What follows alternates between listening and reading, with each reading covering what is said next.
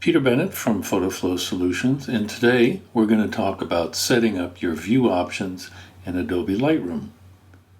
When I first start working with a client and I open up their catalog in grid view, this is what I usually see. It's called index numbers. They're large numbers that indicate absolutely nothing except the order in which the images are sorted in. Not really helpful information. So one of the first things I do is I go into the view options, and under the view menu this will open, and we're going to work in grid view. Now this is set up in compact cells and it shows kind of a minimal amount of information. So what we want to do is we want to go to expanded cells, and now you can see the thumbnails display some information, and this information here is indicated by the settings in the expanded cells extras, and we have 4 settings that we can work with.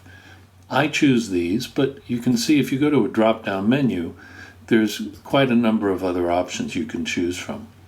So I start with file name, and the file name is in the upper left-hand corner. And this is important because, say for instance, I have an image and it's in this case a DNG and also a Photoshop file. By displaying the file name, I can see the suffix and immediately know which format is which, simply by looking at this information.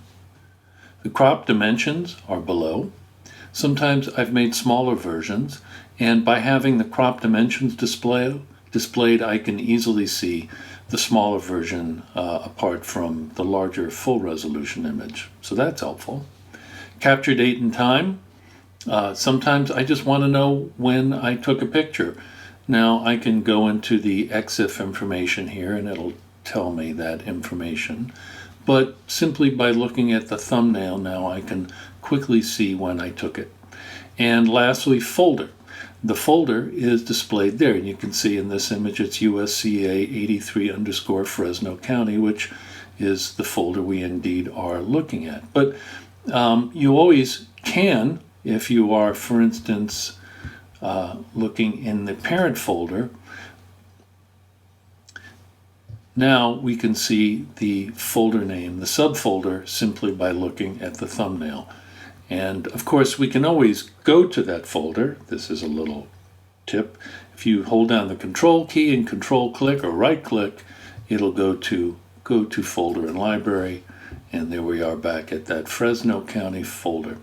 So if we go back to the view options, the other things I like to set are the cell icons, and one of the ones that I find most helpful is the thumbnail badges. Thumbnail badges are these little icons that are displayed in the lower right of the thumbnail in grid view, and they tell you what things you have done to the image. In this case, it's been keyword tagged, it is in a collection, and this indicates that you've gone into the develop module and done some color processing.